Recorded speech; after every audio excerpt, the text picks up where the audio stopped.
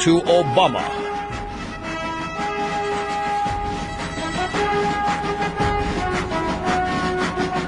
By the way, ladies and gentlemen, did you see Bill Clinton defending Hillary over the weekend? He only did it because she's being beaten by a black guy. I have noticed that Bill Clinton did not take on, noticeably anyway, any other candidates that went after Hillary since the presidential race started. But Bill Clinton getting in on the uncivil war and the racial divide in the Democrat Party,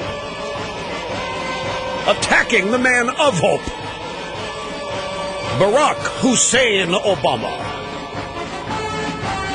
only because his wife being beaten by a black guy.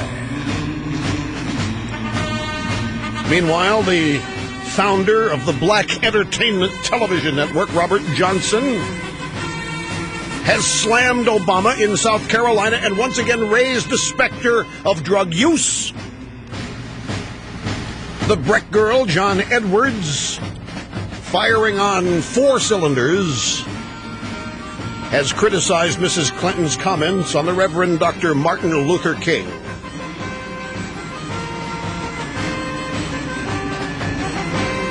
So what do we have here? Barack Obama holds the race card.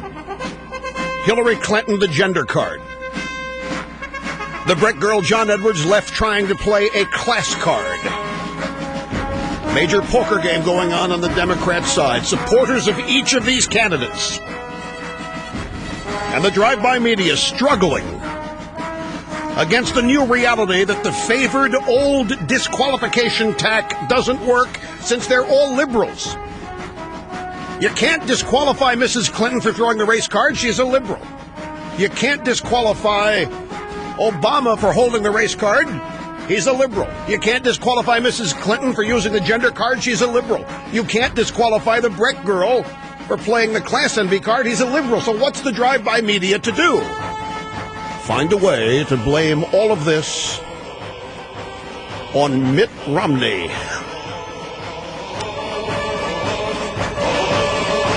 Supporters of all 3 Democrat candidates in the drive-bys are struggling against this new reality, trying to navigate this awkward political reality without dashing the diversity canards that have held them in such good stead for so many decades.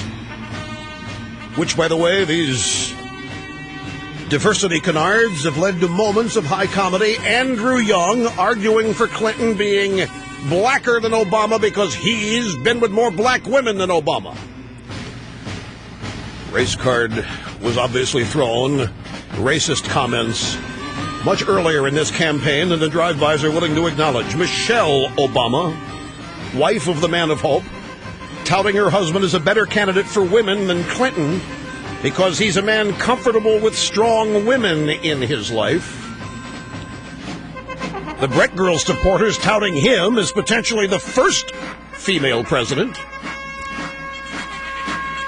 And all the stuff that just happened in the last week with Mrs. Clinton, Barack Obama, the Reverend Dr. King, Robert Johnson, Black Entertainment Television, the shuck and jive, don't forget that, the fairy tale, the kid.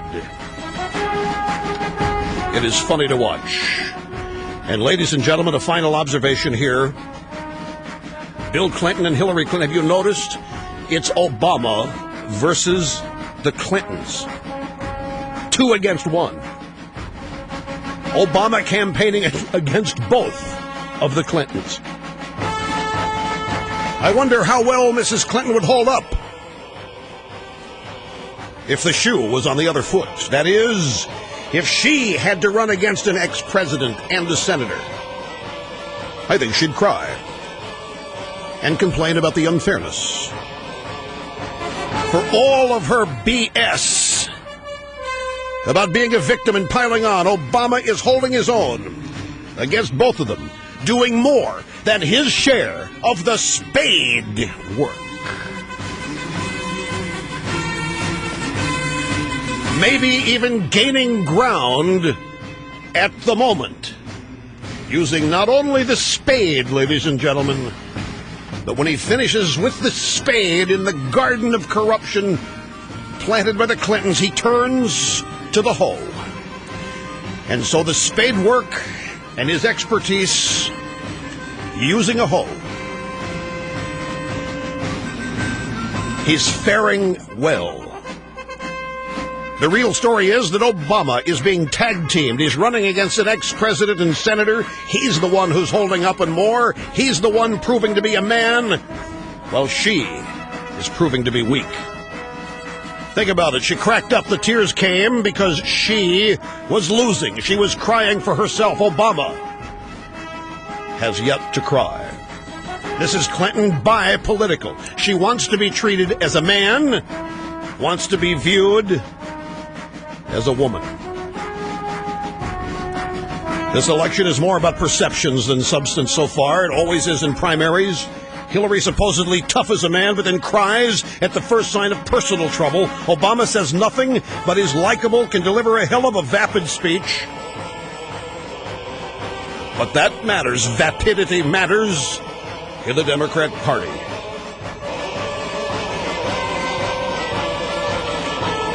In the meantime, the Reverend Dr. Martin Luther King Jr.